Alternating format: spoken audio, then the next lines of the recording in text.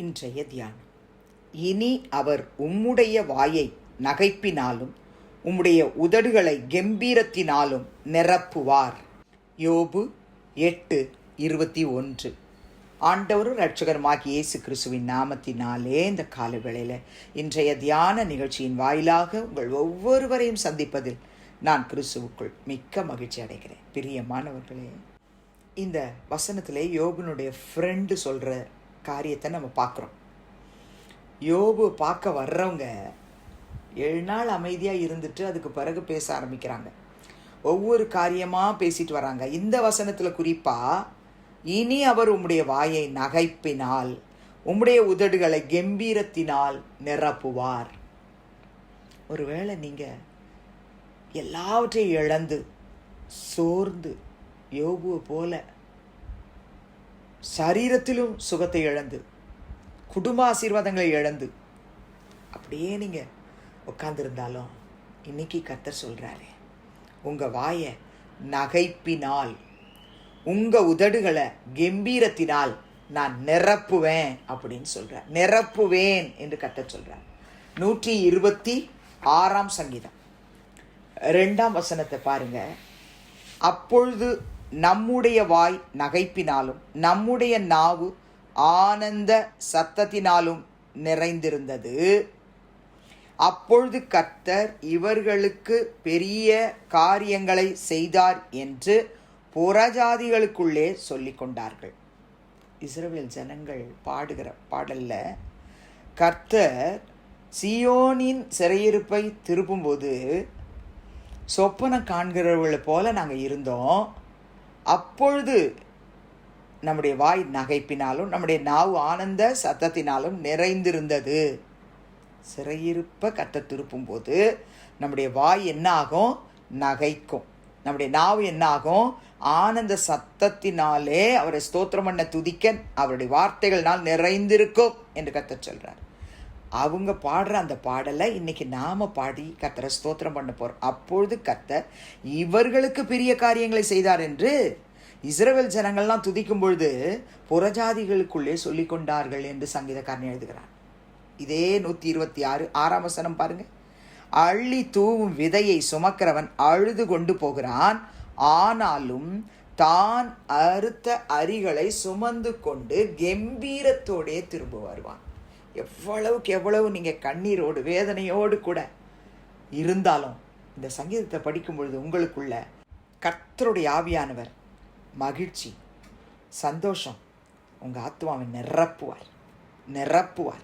சிறையிருப்பு மாறும், வேதனைகள் மாறும், கவலைகள் மாறும், கண்ணீர் எல்லாவற்றையும் கர்த்தர் மாற்றி போடுவார். பிரியமானவர்களே, 32 சங்கீதத்தில் கூட தாவீது அதைத்தான் எழுதுறார். 11 வசனத்தில், நீதிமான்களே கர்த்தருக்குள் மகிழ்ந்து களி கூறுங்கள், செம்மையான இருதயம் உள்ளவர்களே நீங்கள் எல்லாரும் ஆனந்த முழக்கமிடுங்கள்.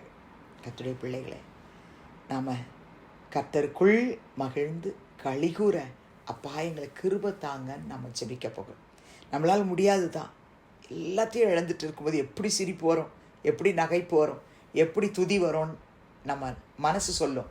ஆனால் கர்த்தருடைய ஆவியான நமக்குள்ளே இருந்துட்டு, என் மகளே என் மகனே பாடு, துதி, ஆராதனை செய்யுன்னு சொல்லி வாக்குத்தத்த வசனங்கள் எல்லாம் நம்ம வாழ்க்கையில் அவர் கொடுத்ததை நிறைவேற்றி கொண்டு வந்ததெல்லாம் நினச்சி பார்த்து சந்தோஷத்தோடு ஸ்தோத்திரம் பண்ண வைப்பார். பிரியமானவர்களே, 98 சங்கீதம் 4 வசனத்திலும் சங்கீதக்காரன் எழுதும்போது, பூமியின் குடிகளே நீங்கள் எல்லாரும் கர்த்தரை நோக்கி ஆனந்தமாய் ஆர்ப்பரியுங்கள், முழக்கமிட்டு கம்பீரமாய் பாடுங்கள்.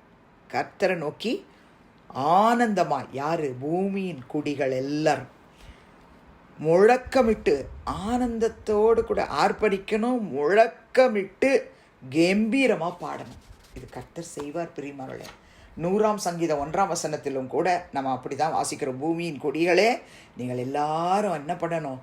கர்த்தரை கம்பீரமாக பாடணும். ஆலயத்துக்குள்ளே வரும்பொழுது மாத்திரமல்ல, எல்லா இடங்களிலும் கர்த்தரை புகழ்ந்து ஸ்தோத்தரித்து துதித்து மகிமைப்படுத்தி பாடும் பாக்கியத்தை நமக்கு கர்த்தர் தருவார் பிரியமானவர்களே.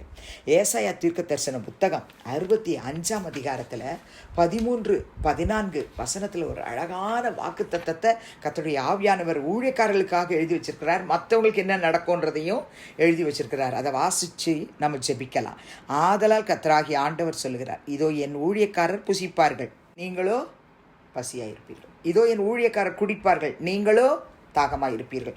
இதோ என் ஊழியக்காரர் சந்தோஷப்படுவார்கள், நீங்களோ வெட்கப்படுவீர்கள். இதோ என் ஊழியக்காரர் மன மகிழ்ச்சியினாலே கெம்பீரிப்பார்கள், நீங்களோ மன நோவினாலே அலறி ஆவியின் முறிவினாலே புலம்புவீர்கள். அப்போ இந்த வசனத்தை படித்த உடனே ஊழியக்காரங்களுக்கு தானே இதெல்லாம் செய்வேன்னு சொல்கிறாரு, எங்களுக்கு செய்வாரா? இயேசுன்ற நாமத்தை அறிக்கை செய்கிற எல்லாருமே, நம்ம கூட இருக்கிறவங்க, நம்ம ட்ராவலில் யாரையாவது ஒருத்தரை சந்திக்கும் போது அவங்களுக்கு இயேசுவை குறித்து சொல்லும் பொழுது, ஒரு ட்ராக்ஸ் கொடுக்கும் பொழுது, எல்லாருமே கர்த்தருக்கு ஊழியம் செய்கிற ஆசாரியர்களும் லேவியர்களும் நாங்களேன்னு பாட்டு பாடுறோம்ல, எல்லாருமே தான் பிரியமானவர்களே. நமக்கு கர்த்தர் இந்த ஆசீர்வாதத்தை தருவார். செபிக்கலாமா? பரலோக பிதாவே, இயேசுவின் நாமத்தில் உம்முடைய சமூகத்துக்கு நாங்கள் வருகிறோம். யோபு 8:21 வாசித்தது போல, இனி அவர் உம்முடைய வாயை நகைப்பினாலும் உம்முடைய உதடுகளை கம்பீரத்தினாலும் நிரப்புவார் என்ற வார்த்தையின்படி கர்த்தாவே, சிறையிருப்பிலே இருக்கிறேனே என்று சொல்லி, ஆண்டவரே என்னுடைய வாழ்க்கையில் கர்த்தர் நீர் ஆண்டவரே இந்த சிறையிருப்பை மாற்றுங்கன்னு யார் யார் ஜெபிக்கிறாங்களோ அவங்க எல்லாரையும் கர்த்தாவே நகைப்பினாலும் ஆனந்த சத்தத்தினாலும் உம்மை துதிக்க வைங்க. கண்ணீரோடு விதைக்கிற அவர்கள் கம்பீரத்தோடு அறுவடை செய்ய, துதிக்க, ஆர்ப்பரிக்க, மகிமைப்படுத்த, மகிழ்ச்சியாயிருக்க உதவி செய்யும். இயேசுவின் நாமத்தில் பிதாவே, ஆமேன். கிறிஸ்துவுக்குள் பிரியமானவர்களே, இந்த நாளிலே கர்த்தர் தாமே உங்களோடு கூட இருப்பாராக, உங்களை ஆசீர்வதிப்பாராக, உங்களை நடத்துவாராக. ஆமேன்.